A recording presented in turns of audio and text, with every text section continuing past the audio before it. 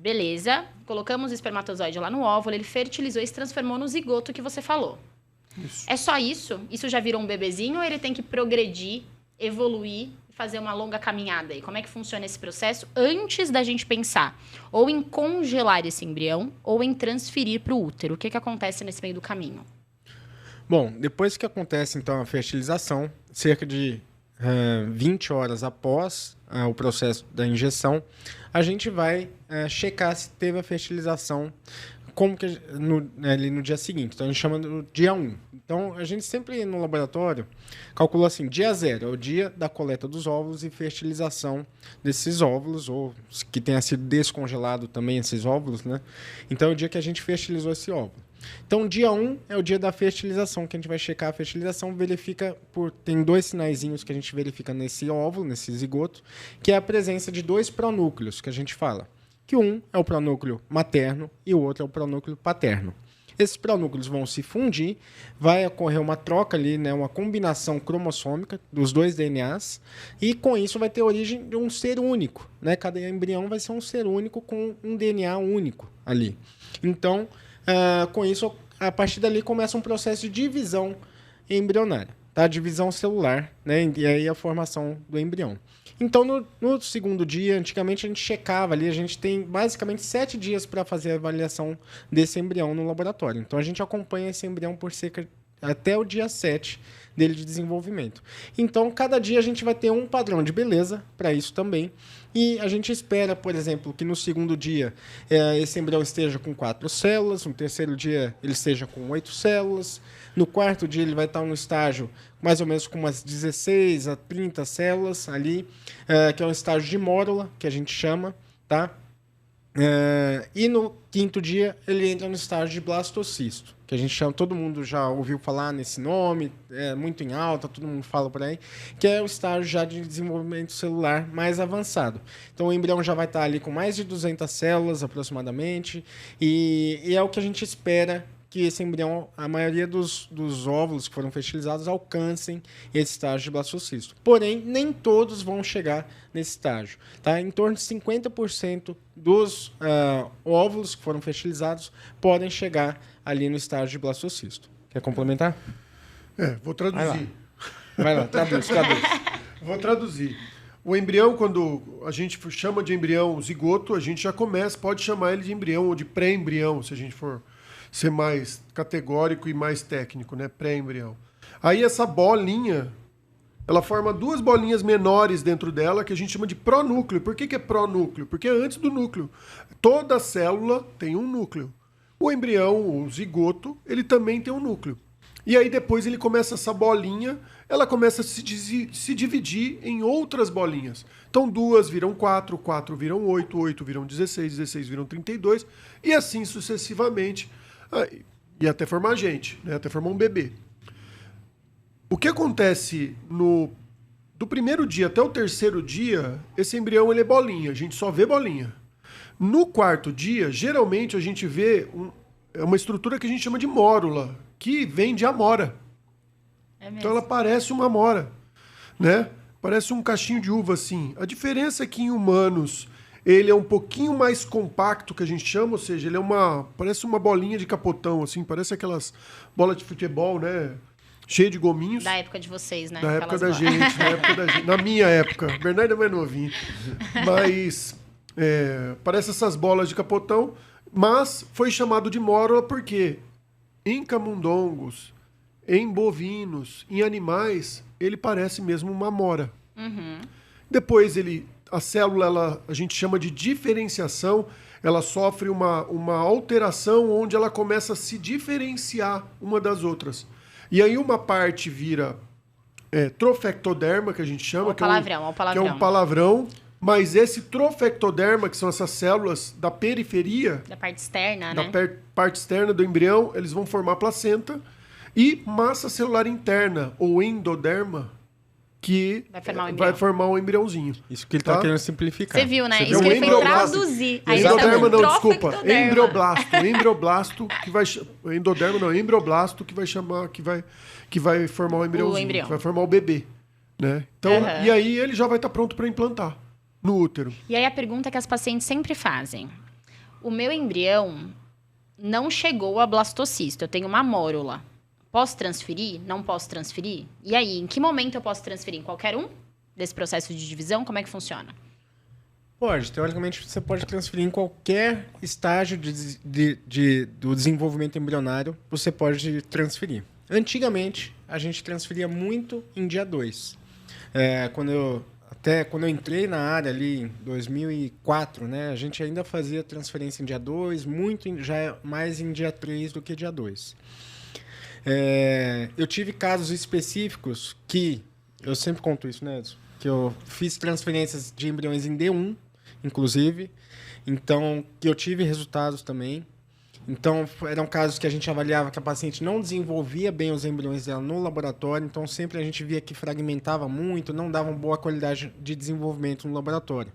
Então, o raciocínio que eu utilizei para esses casos foi o seguinte: se eu transferir ela antes, o útero Pode dar conta, pode né? dar conta, melhor do que a minha incubadora aqui. Então, pensando na natureza mais perfeita do que a gente faz no laboratório, eu usei esse raciocínio e deu certo. Ainda bem, ela não tinha muitas opções, são casos muito específicos. Então, assim, são estratégias que a gente usa no laboratório, nas clínicas, para poder otimizar o seu resultado. Mas a gente pode transferir, então, desde o dia 1, desde ele fertilizado, até o dia 7 do desenvolvimento embrionário. Se a paciente chegou no dia 5, ela tem uma mórula, por exemplo, Atrasadinho. está um pouquinho atrasado. O que eu gosto de fazer com essa paciente? Olha, dá para transferir? Dá. Só que a gente pode esperar, de repente, mais um dia. Vamos dar mais um dia, vamos dar uma chance para ele, para a gente observar como é que ele vai se comportar aqui de um dia para o outro, para ver se ele consegue correr atrás do prejuízo. Porque muitas vezes o embrião ele dá uma bloqueada, tá? Então, ele principalmente nesse estágio de mórula, que é quando a gente tem um processo de ativação do genoma embrionário. Então, chega ali nesse estágio de mórula, do 3º para o 4º dia, o embrião vai fazer como se fosse uma leitura. Fala assim, deixa eu ver, porque antes ele estava só dividindo, ele não estava preocupado. Ele Tá estava usando o pensando DNA muito. da mãe. Exatamente. Aí As entrou... proteínas da mãe, e toda a maquinaria,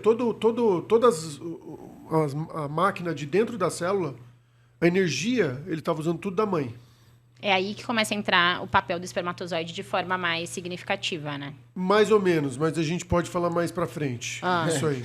Ele tá o defensor do... O espermatozoide teve um papel importante lá no primeiro dia já, né? Definir o mais ali, sexo né? é um dos Sim, sem papéis. dúvida. E a ativação do ósseo também para Ativação, fertilização. exatamente. Né? Também. Mas então, nesse 3º para o 4º dia é quando a gente tem a ativação desse genoma, então é como se fosse um fiscal, né? O embrião tem um fiscal lá dentro dele, uma enzima que vai fiscalizar. Deixa eu ver se está tudo bem aqui. E aí, se ele detecta algum erro, ele vai tentar corrigir esse erro no DNA dele. Então, ele muitas vezes bloqueia o processo de divisão e ele fica mais tempo parado Se corrigindo. tá? Então, muitas vezes, esses embriões que estão atrasados, pode ser que tenha sido por esse motivo. Que ele detectou alguma coisa e ele pode se corrigir e ele corre atrás do prejuízo depois e evolui e vai tudo bem também. Ou não, ele pode permanecer bloqueado e falar, não tem solução, meu problema. Sim, Exatamente. lembra que a gente conversou sobre corrigir o DNA Aham, do espermatozoide? aham. Muitas vezes, embriões que demoram mais para chegar a blastocisto foi por conta disso. Ele gastou mais energia para corrigir esse DNA, tanto dele quanto do espermatozoide, para corrigir erros, e aí ele dividiu mais devagar e aí ele teve um processo de ativação do genoma embrionário, que é uma frase, mas na verdade simplesmente ele começou a usar o DNA próprio para produzir os próprios mecanismos de divisão da célula, de crescimento. Inclusive, por curiosidade, né, já que você deu esse exemplo da mórula, né, tá parada, hoje em dia a gente tem tecnologias no laboratório, temos incubadoras que filmam 24 horas, né, esses embriões ali. Então, estudando esses embriões, o processo de divisão desses embriões, do desenvolvimento embrionário, a gente descobriu que embriões do sexo feminino ficam mais tempo em estágio de mórula do que embriões do sexo masculino. Então, a mulher demora mais, desde embriãozinho, ela demora mais para se arrumar do que os homens. Isso é comprovado cientificamente. Isso aí. Mas sai perfeito no final, isso tá? que eu ia falar, mas quando se arruma também, né? O homem vai mais no atropelo ali. Exatamente. Né? Passa umas coisinhas. Mas eu acho que o importante é a gente saber o seguinte. O Bernardo ele falou que só 50% dos embriões chegam nesse estágio mais avançado que a gente chama de blastocisto. Que esse palavrão aí também, que todo mundo já aprendeu e quem trabalha com reprodução já sabe. É assim, eu sou médico veterinário, o Bernardo também, mas a gente trabalhou muito em animais, bovinos, ovinos, cachorro, gato, eles não aceitam que não seja blastocisto. Quando você transfere um embrião, que você perguntou, pode transferir em qualquer fase? Em animal, não dá para transferir em qualquer fase. A gente tem que transferir nesse estágio, porque é nesse estágio que ele está dentro do útero. Na mulher, a gente consegue transferir em vários estágios.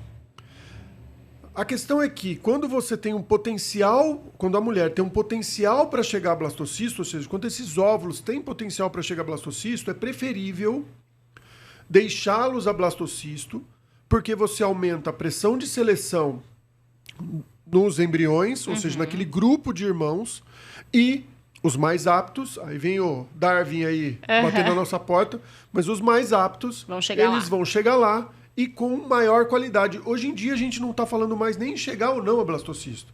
Hoje em dia os meios de cultura eles evoluíram de tal forma que blastocisto já é o habitual. Um laboratório que não faz blastocisto não é um laboratório com uma tecnologia, vamos dizer assim, aceitável hoje. Hoje a gente tem que ter um laboratório que faça blastocisto, né?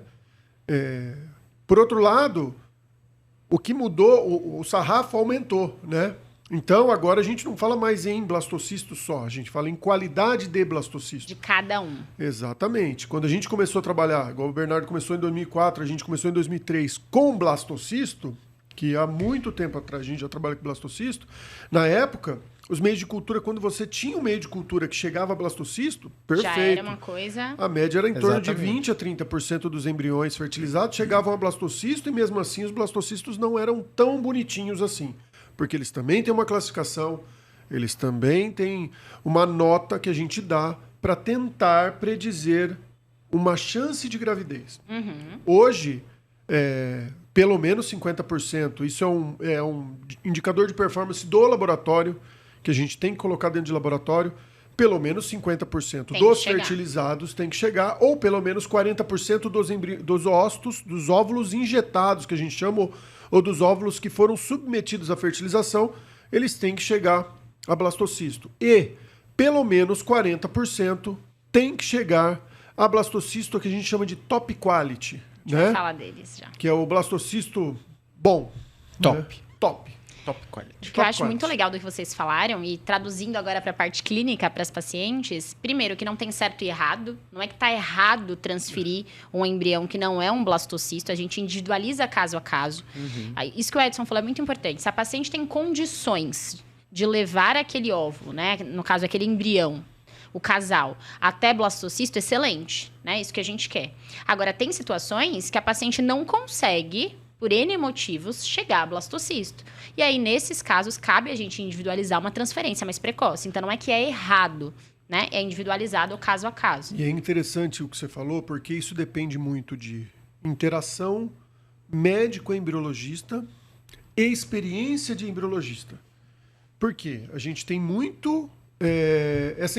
quando não existe essa interação entre médico e embriologista, médico e laboratório, e quando o laboratório não consegue responder algumas perguntas que são perguntas recorrentes que a gente tem que responder, essa paciente, eu levo ou não a blastocisto, que vocês trazem pra gente, e aí, como é que tá indo o caso, essa paciente eu levo ou não a blastocisto, e baseado nas informações que eu tenho que te mostrar as alternativas para que você, baseado no teu raciocínio clínico, você escolha a melhor conduta para o paciente. Essa interação tem que ser muito boa. E aí, é uma decisão conjunta, né? Exatamente. E aí, para o paciente, para passar isso para o paciente, o casal ele tem que estar totalmente informado de qual possibilidade, porque é um risco conjunto. É um risco que tem que ser corrido juntos. É uma aposta que o laboratório, o médico e o casal fazem junto. Isso né? é uma tecla que a gente sempre bate aqui, porque geralmente as pacientes e o casal procuram um médico, né? E muitas vezes eles não dão tanta atenção para o laboratório, para onde é o laboratório, para quem são os embriologistas, e a gente sempre fala sobre isso, que é muito importante. São realmente 2 etapas. E são etapas que se conversam. Então, se a gente não tem esse feedback, vocês com a gente com vocês, muitas vezes a gente faz um tratamento subótimo para esse casal, né? Exatamente. Então, é super importante. E é importante a gente discutir isso também, porque eu percebo que hoje a informação está muito acessível, né? Igual a gente já falou, todo mundo sabe que é blastocisto. Exato. Né? Então, a gente também recebe, e vocês devem receber no consultório, pacientes que falam assim, doutor, eu quero que meu caso vá para blastocisto. Super. Né? Mas assim, isso não depende, isso não é decidido ali, né? Isso é decidido no laboratório. A hora que a gente no laboratório observa, a gente fala assim, esse caso tem condições de ir para blastocisto porque vai ser a melhor estratégia para essa paciente. Esse caso, a melhor estratégia é não levar para blastocisto. Vamos conversar com a paciente, chama ela aqui, vamos conversar. Explicar, né? Olha só, a gente quer tentar fazer dessa forma com você por conta disso. Tudo bem? E aí sim, mas é importante que hoje, como a informação tá muito acessível, todo mundo fala assim, olha, transferir blastocistos, euploides, e não sei o que e tal. E todo mundo, esses dias mesmo, essa semana, eu tive um caso, uma paciente médica, que ela estava desesperada com a possibilidade de... Ela não queria transferir mais do que 2. Mais do que 1, desculpa. Uhum. Mais do que 1. Então ela não queria, inclusive, que nem fertilizasse, acho que mais do que 3 óvulos. Tá. Então ela ia fazer biópsia de embrião, e ela queria transferência de blastocisto, euploide, e ela queria que fecundasse, então, poucos óvulos e tal. Ela só esqueceu que ela tem 43 anos. Ou seja...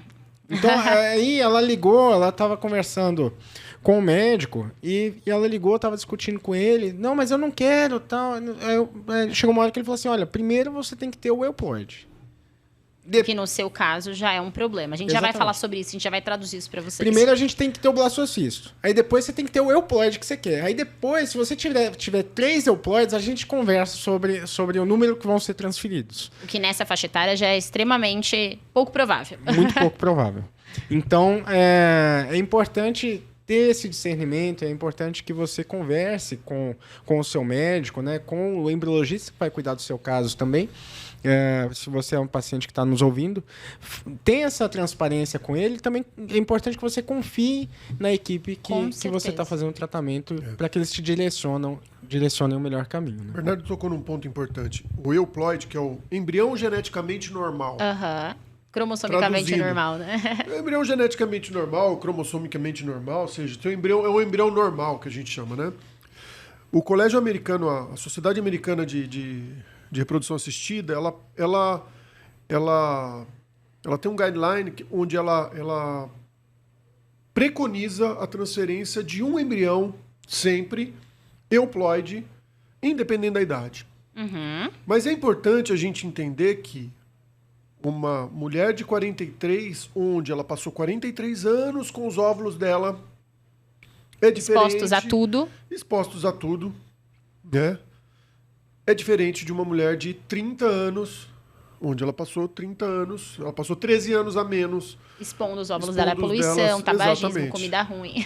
Exatamente. Então, assim, quando a gente fala de embriões geneticamente normais, e eu acho que no podcast passado a gente conversou um pouquinho sobre isso. De congelamento, eu acho. No de congelamento, né? A gente falou um pouquinho sobre... Falamos. A chance o impacto da idade, né? O impacto da idade, né? A chance de você ter uma alteração genética no seu filho com o avançar da idade, ela aumenta exponencialmente, né? Então, quando você trabalha quando você chega... Muitas vezes se ouve lá, blastocisto engravida 60%. Para quem? Né? É importante a gente ver a faixa etária, ver o fator de infertilidade. Então, não adianta a gente pegar, às vezes, uma informação na internet solta e falar assim, tentar aplicar para aquele indivíduo, né? A chance é de 60%. Pode ser de 60%. Mas pode ser de 40%, pode ser de 30%. Pode ser de 30%, pode ser, depende. Tenho 44 anos... 45 anos, pode ser até de 15%, 10%. Sim. Então é importante a gente avaliar isso. E a chance de ter um euploide com 43, 44 anos é bem menor do que, obviamente, com 30 anos. Por isso, esse é um dos motivos que a taxa de gestação É mais baixa é nessa mais faixa baixa etária. nessa faixa etária.